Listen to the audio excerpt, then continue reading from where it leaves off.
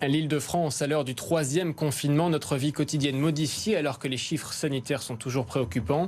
Un dispositif de restriction qui limite une nouvelle fois le travail de centaines de professionnels.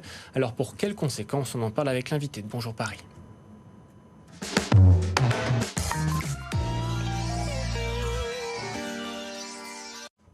Bernard Cohen-Adette, bonjour. Bonjour Tanguy Delanlay. Merci beaucoup d'être avec nous, président de la CPME Île-de-France, Confédération des petites et des moyennes entreprises de notre secteur, de notre région. Comment les choses se passent justement pour ces centaines, pour ces milliers de professionnels parisiens, franciliens qui se prennent en pleine figure ce nouveau confinement? Ça fait un an, c'est difficile, c'est un an de stop and go, c'est un an de confinement, de couvre-feu, d'attente de cette sortie du tunnel. Et aujourd'hui, c'est une mauvaise nouvelle, on peut le dire, car on attendait plutôt un confinement light ou un couvre-feu encore plus light, c'est-à-dire repousser à 19h l'ouverture, voire un confinement de week-end. C'est une très mauvaise nouvelle pour toutes celles et ceux qui n'en peuvent plus moralement. Il y a beaucoup de détresse, de mal-d'être, y compris chez nos salariés. Et bien entendu, ce qu'on attend, c'est de la solidarité de l'État avec le maintien des aides, la capacité aussi d'avoir une campagne de vaccination plus agressive, et puis un peu de paix, un peu de sérénité. On est vraiment perdu, quoi. Il faut le dire, et c'est pas simplement une façon de parler, c'est au quotidien, dans les cellules de crise, des entrepreneurs qui pleurent parce qu'ils n'arrivent pas à payer leur loyer, ils ont peur pour l'avenir de leur famille, et puis des salariés qui sont en mal-d'être également. Un confinement light, ce sont vos propos. Et pourtant, c'est vrai que nous sommes beaucoup de Parisiens, de Franciliens à trouver ce confinement finalement sans grande différence avec la situation précédente. Il y a beaucoup de possibilités. On a le droit d'aller se balader dans un secteur de 10 km sans limite de temps. Et pourtant, pour les professionnels parisiens, c'est très concret puisque certaines boutiques doivent fermer, hein, c'est ça?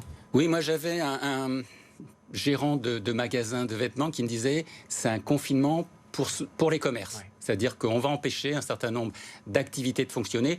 Je pense surtout à l'habillement, la maroquinerie, la chaussure, tout ce qui est aujourd'hui l'esthétique, la parfumerie. Ces commerces sont sinistrés, moins 20, moins 30% chiffre d'affaires.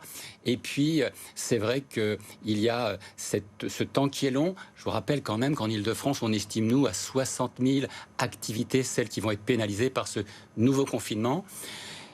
Il y a aussi la difficulté de mettre en place le télétravail dans ces commerces où la relation avec le client, le B2B, est fondamentale. Vous parliez il y a quelques secondes de l'esthétique justement. Il y a Bruno Le Maire, le ministre, qui sur RTL ce matin a en tout cas laissé entrevoir peut-être une possibilité de vérifier si certaines boutiques, certains magasins ne pouvaient pas finalement rouvrir ces prochaines heures, ces prochaines boutiques. Ma porte n'est pas fermée. Fin de citation, ce sont les termes de Bruno Le Maire. Qu'en pensez-vous? Je crois que déjà le dialogue a été entamé dès le milieu de la semaine, même si nous, on ne savait pas à quelle sauce on serait mangé.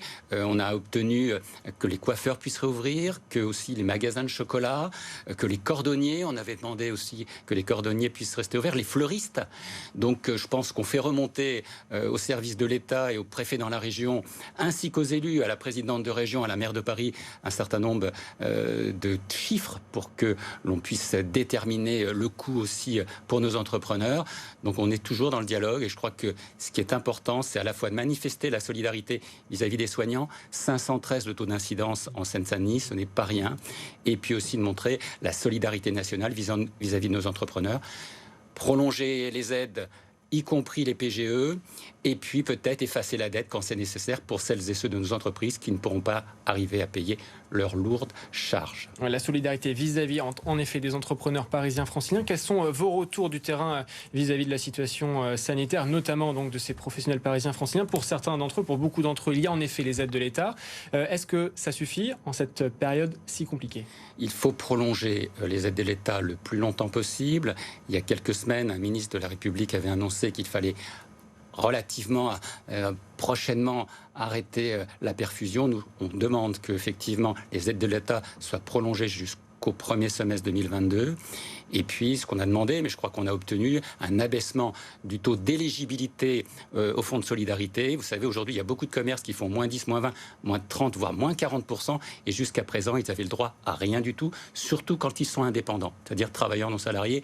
Ça, c'est important de le dire. Il faut beaucoup de souplesse, d'ajustement. Et puis, la capacité aussi, il faut se le dire entre nous, de pouvoir sortir de ce confinement dès que la situation sera meilleure. Deux dernières questions. Tout d'abord, très rapidement, il y a Bruno Le Maire qui dit que pour aider les commerçants, il pourrait réfléchir à laisser faire des soldes hors des périodes officielles. Bonne ou mauvaise idée ? Écoutez, déjà, le dépassement des soldes en dehors des heures habituelles, enfin des dates habituelles, ça n'a pas été une bonne idée parce qu'on subit la concurrence forte du e-commerce et des marketplaces. Si on peut faire de la réclame, en tout cas des rabais en dehors des périodes, bien entendu, nous y sommes favorables. Et enfin, une dernière question. Est-ce que vous croyez à la stratégie du gouvernement ? Parce que c'est vrai qu'il y a ce confinement qui est peut-être un peu plus allégé que les précédents. Il y a cette communication qui a été un peu chaotique d'ailleurs ces dernières heures. Il y a ces opérations de vaccination aussi qui se poursuivent. Est-ce que vous croyez au gouvernement, aux mesures qui sont prises et à une éventuelle sortie de crise prochainement ? Nous espérons la sortie de crise. On espère aussi que le gouvernement ainsi que la région Île-de-France va mettre le paquet sur le numérique. Je crois qu'il faut aussi le dire. On ne l'a pas encore évoqué. Développer le numérique, c'est développer le télétravail. C'est aussi permettre à nos boutiques et à nos bureaux de pouvoir être plus agressifs, plus présents sur le web. Aujourd'hui, une grande partie des échanges commerciaux se font sur le web. On doit avoir notre place et on demande au gouvernement de nous aider dans cette voie-là. Et le message est passé. Merci beaucoup Bernard Cohen-Haddad d'avoir été avec nous, président de la CPME Île-de-France et la Confédération des petites et des moyennes entreprises de notre secteur, de notre